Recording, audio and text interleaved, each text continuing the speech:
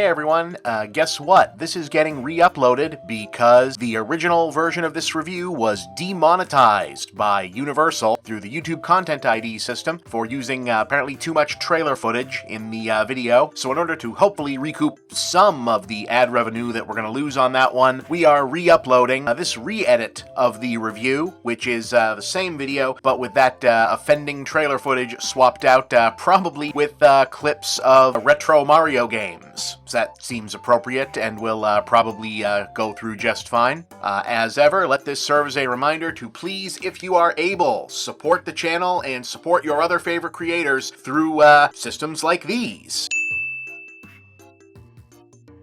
Because it is a nightmare out there for pretty much all of us. Thank you, and on to the review, which you probably already watched, but please give this a watch through again, because we don't actually know if we're going to get that original revenue back. So as ever, like, subscribe, share, like, subscribe, share. By all means, please hit the bell, and above all else, please give us a watch. Thank you.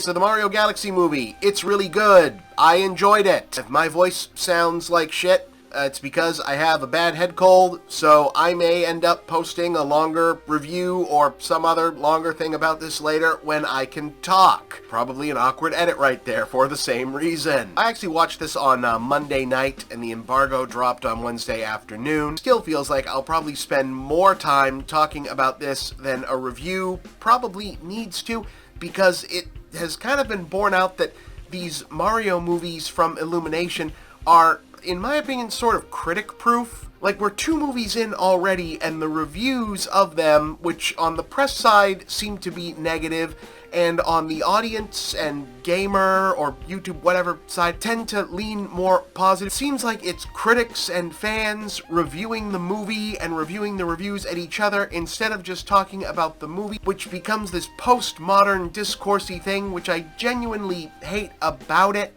I think both of these movies are very much fine, and in both cases, the first one and the second one, it's less a matter of film critics approaching these movies wrong. I don't necessarily think that there's a wrong way to approach a movie or review a movie or whatever, but it's sort of looped in on itself into this bigger discourse, bigger discussion, whatever you want to call it. By now I've come to actually hate the word discourse more than I hate the concept of discourse, and I hate the concept of discourse a lot.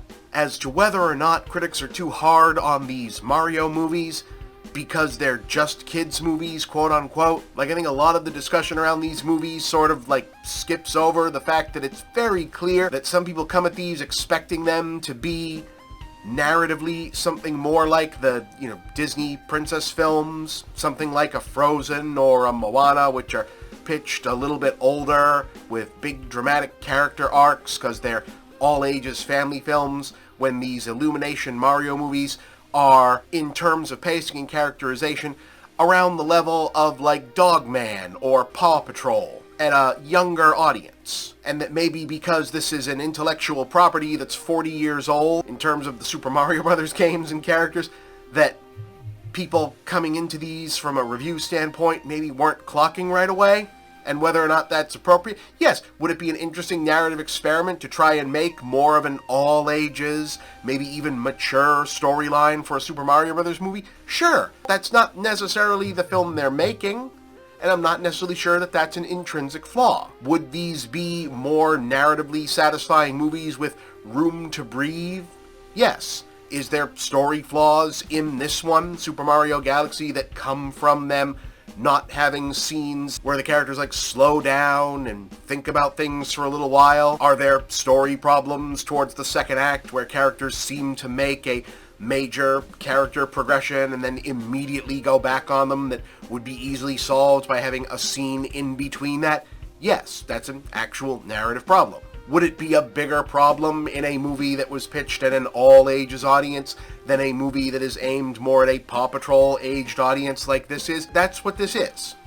And I think that's okay.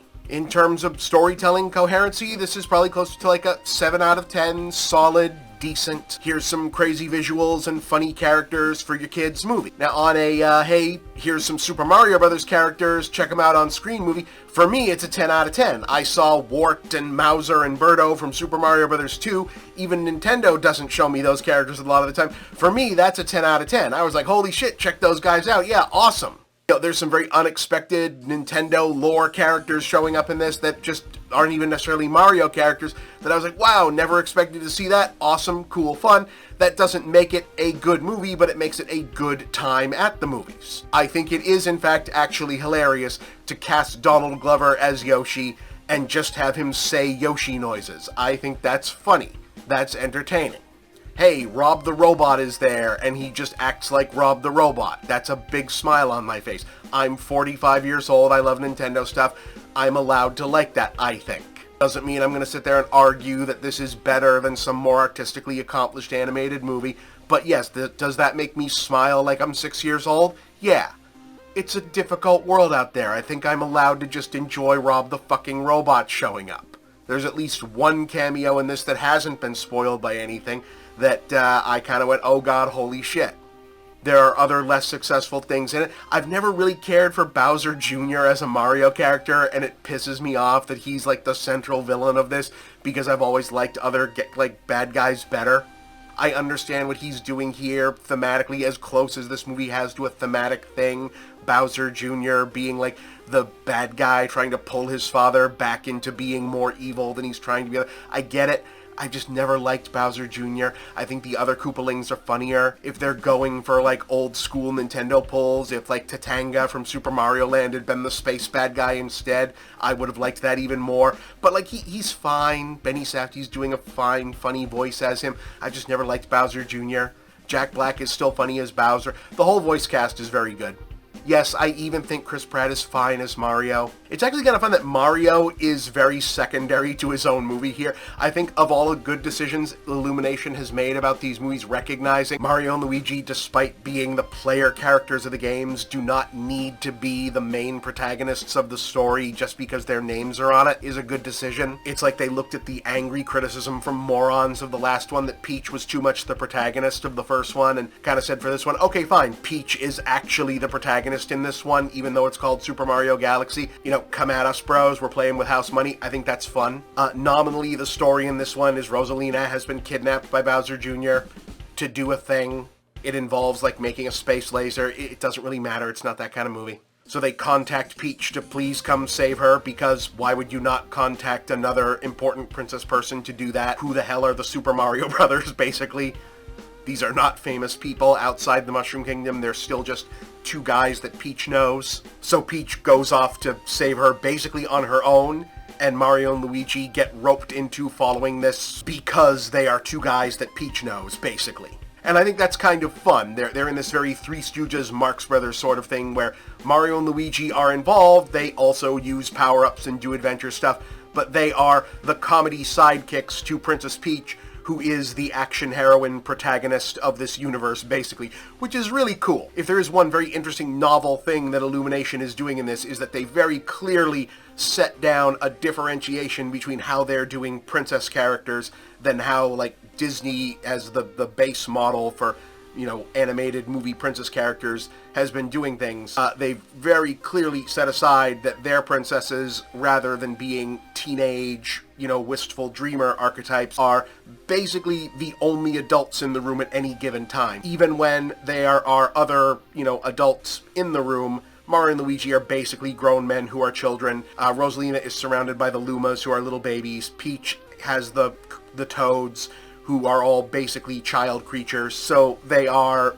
essentially omnipotent mom characters, like action hero den mothers, but they're also allowed to be funny, silly action heroines, and they get to pull comedy character cartoon faces, which other movies with princess characters never really let them be anything other than pretty or sad. And here they also get to do bug eyes and exasperated faces like Mario and Luigi do.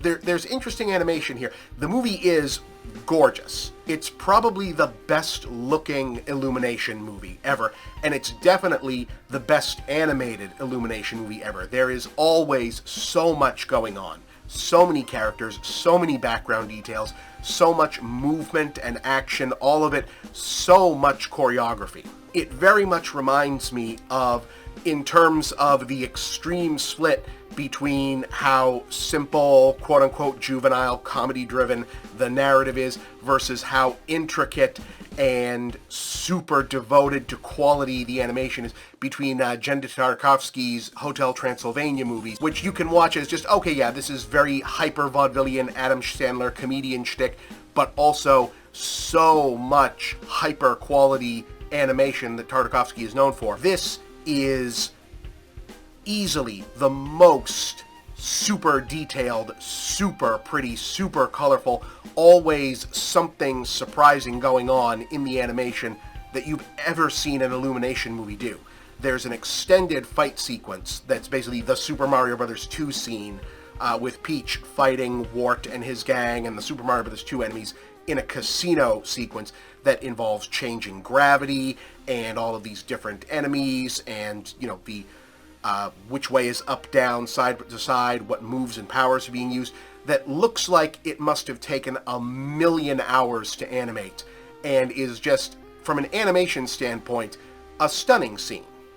And animators will probably be able to look at this and tell you, holy shit, that was complicated and incredible to look at. And you can pick out still frames of this and frame them. So it is, yeah, kind of frustrating that there's also this very basic plot and corny jokes and very childish stuff going on, but from an aesthetic, artistic animation standpoint, gangbusters. Beautiful. Just pretty, soak up the visual stuff. Also, good gags. Very completely inoffensively wholesome stuff. Could this be improved in any number of ways? Yes, but there's also nothing in it that like grates on my nerves the way that the Minions movies do, and nothing in it that ever made me feel tired or bothered that I was watching it. There's much less of the reliance on like top 40 radio cutaways or whatnot. So all in all, I would call this a completely enjoyable experience. I would say conservatively, I would give this if I was to imagine myself as a non-Mario fan, this is probably close to like a 7 or 8 out of 10. 8 out of 10 probably being conservatively. Me personally, I saw Mouser, 10 out of 10.